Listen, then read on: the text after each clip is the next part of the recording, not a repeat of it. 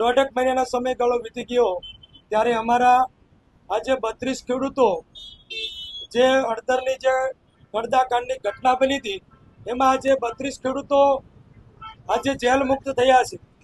અમને આપણી ભારતની ન્યાયપાલિકા પર પૂરો ભરોસો હતો કે અમને 100% ન્યાય મળશે. અમે તમામ ખેડૂતો અમારા હક અને ન્યાય અને અધિકાર માટે બોટાદના અમારા ખેડૂતનો જે અમારે કપાસમાં કડદો થતો હતો એ કડદાની મિટિંગમાં ગયા હતા. અમે અમારું શાંતિપૂર્વક ગાંધી ચિંધ્યા રાયના આંદોલન પૂર્વક અમારી માંગ અને અધિકાર માટે અમે લડતા હતા, પરંતુ કોઈ કાવતરાનો ભોગ બની અમને તમામ ખેડૂતોને જેલમાં પૂરવામાં આવ્યા હતા.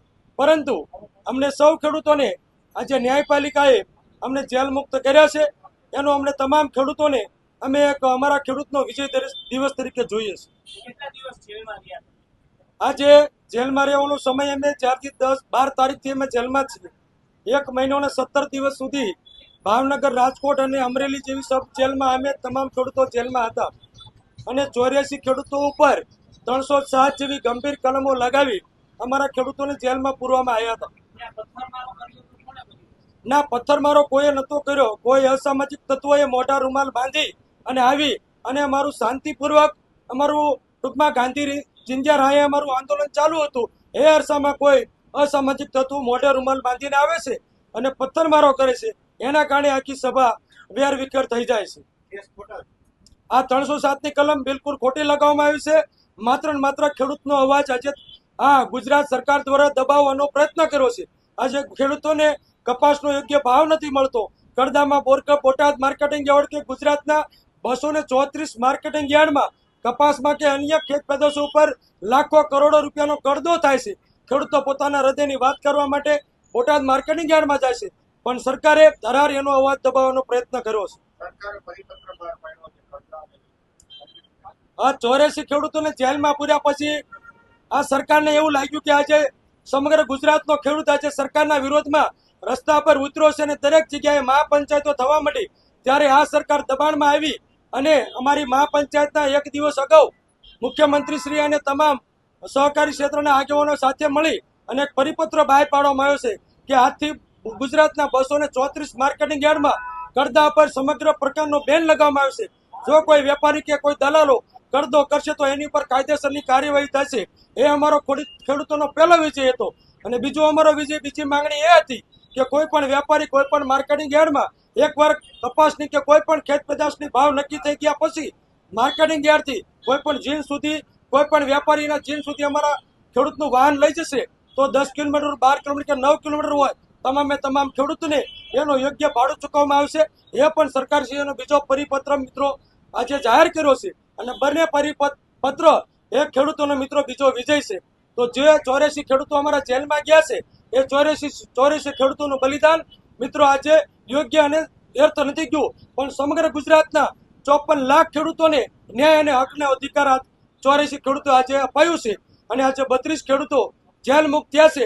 એ પણ અમારા ગુજરાતના તમામ ખેડૂત સમાજનો જળહળતો મિત્રો વિજય છે. ખેડૂતે ઘણું બલિદાન દીધું છે. જેલમાં જઈને કપાસનું કડદાકાંડ પણ બંધ કરાવ્યું છે અને ખેડૂતને સાચો ન્યાય આપ્યો છે. સરકારના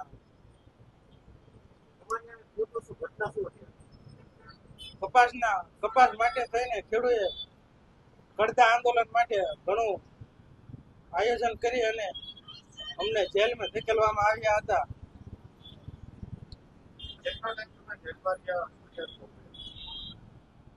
1.5 મહિનો અમને જેલમાં રાખ્યા.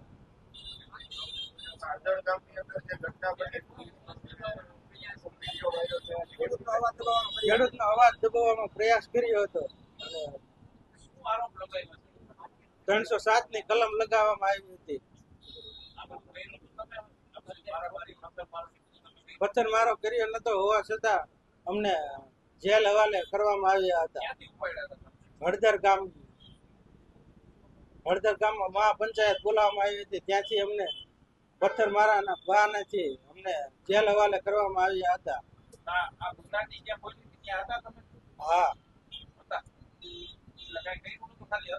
હતા.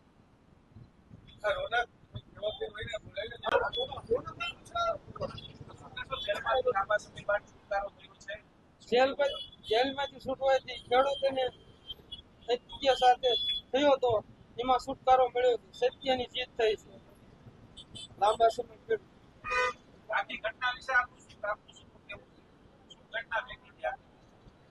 આ એક કાવતરા રૂપે છે. ખેડૂતોને કુલ અત્યાચાર કરવામાં આવ્યો છે. ખેડૂતો